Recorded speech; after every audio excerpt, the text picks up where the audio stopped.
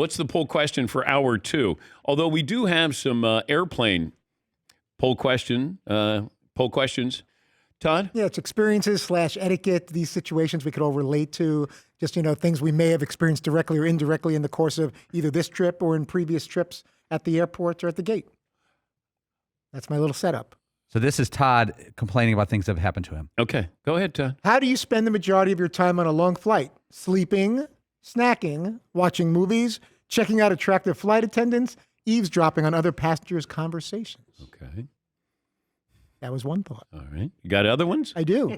Got about 7 of these. Okay. If you'll humor me. Sure. Do you Now try? I hope you'll humor me. Do you try boarding the plane before your group number's called, pretending you thought yours was called? You were kind of oblivious. You weren't paying attention. Okay, what do you do? Oh, I could tell you what Todd does because I witnessed it firsthand. Yeah, I cut the line badly. Todd cut the line just unbelievable. I've never seen the audacity of someone. There was a reason for that, but I did. I just jumped the line. I saw Mario in the front there, and Mario turned to me and said, "Hey, Todd." And I don't know if he meant that was his way of trying to get me to go with him and cut the line. And I just ran up there because I wasn't feeling great. And I just wanted to sit down. And I said, "I'm with him," like as if we're married or something. I'm with him. It's just so people wouldn't get all upset. And I ran right up to the front there.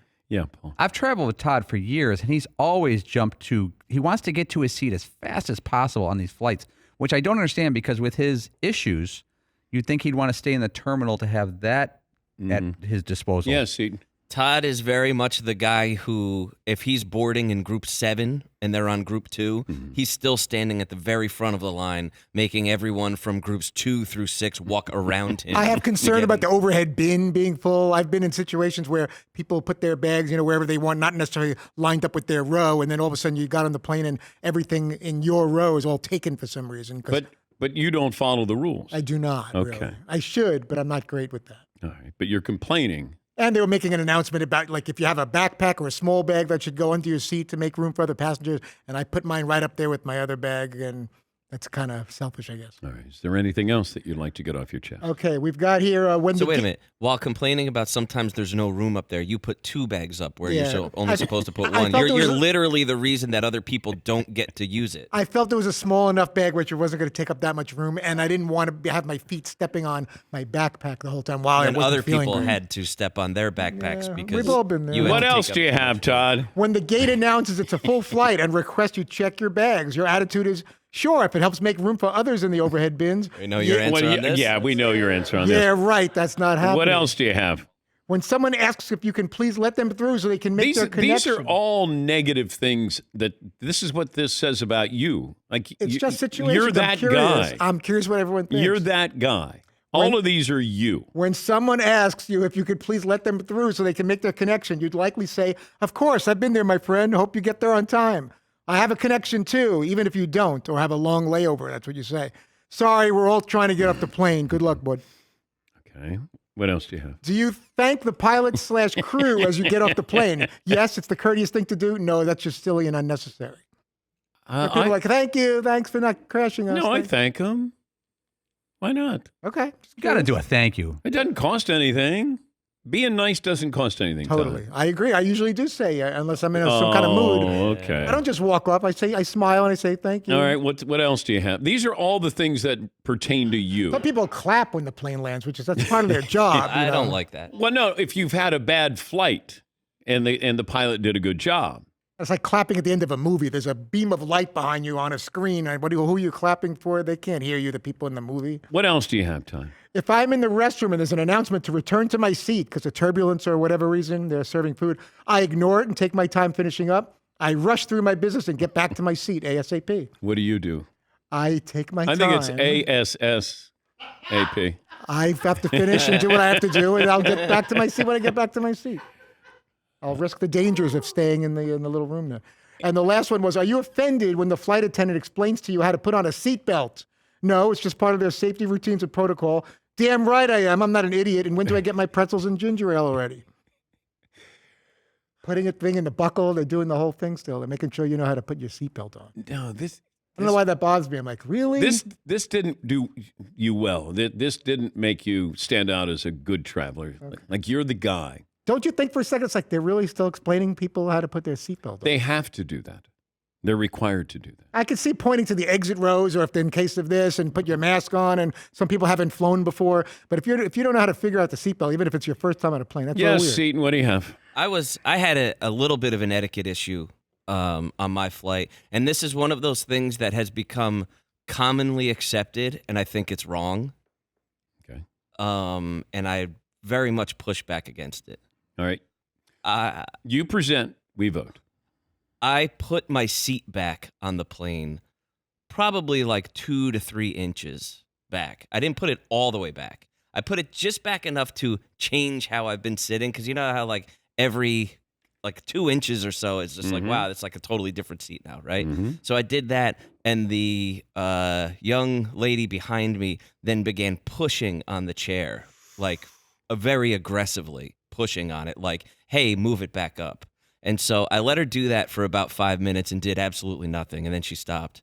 And then she started doing it again about an hour later.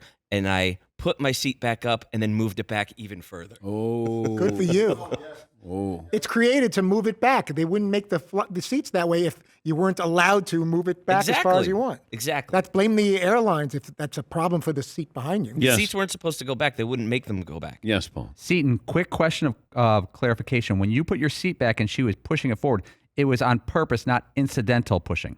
Oh, there was absolutely no way it was incidental. There's an easy answer here. Okay. Seton did the right thing. But did I do the right thing, or did I do the wrong thing? It's very commonly accepted right now that you're not supposed to put your seat back on an airplane. At all? Yes. On a 7-hour transatlantic flight? I believe, right? You know what? Maybe that'll be our poll question: is it okay to put your seat back on a plane? Because there's absolutely a large segment of the population that believe you're not supposed to put your seat back at all. I do feel guilty when I bring my seat back. I inch it back just a little bit, and then I sort of gauge the waters there if there's an issue. But like going all the way, there have been people in front of me that as soon as they get on, zoop, they're all the way back. Well, I had that one dude who slammed his back so hard that it made my Bloody Mary and That's right. an iPad go flying all over me and the guy next to me. And I had to sit smelling like tomato juice and vodka for the next 3 hours. Me and that guy. That was terrible. I sat next to a guy who should have probably showered before he got on. Oh, no. Yeah. And I was actually trying to get cologne out of my bag to see if I could spray it a little bit. That's tough because then, he slept most of the way, but it was a little touch and go there for a while. And I pulled my sweatshirt up over my nose. Yeah. Yes, Todd. It's also tricky. Marvin can speak to this better since I was in the aisle and he was in the window and there was a poor guy in the middle. If you're sitting in the window seat and you're trying to give your tray back when they're cleaning it up, back to the flight attendant, there's a lot of room there and reaching and things can kind of fall off the tray a little bit. So there's a guy that's sitting in the middle of us, got a little Marvin water shower. It was just water. But it's really hard to navigate your way all the way across 2 seats to give your tray over there. Thank Felt you. very bad. Thank you, Todd. Okay. Yeah, this did not present you in a good light. Like all of these didn't. things. No. What a rude, selfish you're person. terrible. You're a terribly selfish Insensitive crumb. passenger. What a terrible lad I was on this flight. But after hearing this, Todd, will you continue to do the same exact thing? Likely. Yes, Marv. So I spilled it. The kid was maybe about 16 or 17. And, I spilled You the spilled water your on water on him? Yeah, trying to give the water back to the flight attendant. Yeah. And he was like, oh, no. He was a young bro, too. He was like, nah, bro, it's all good. He's like, it's water, right? I was like, yeah. I was like, Fritzy would have had a panic attack if I had spilled water on No, him. it smells water. Is this cranberry juice? It'll never come out of my sweatpants. All right, we'll take a break. Sweatpants.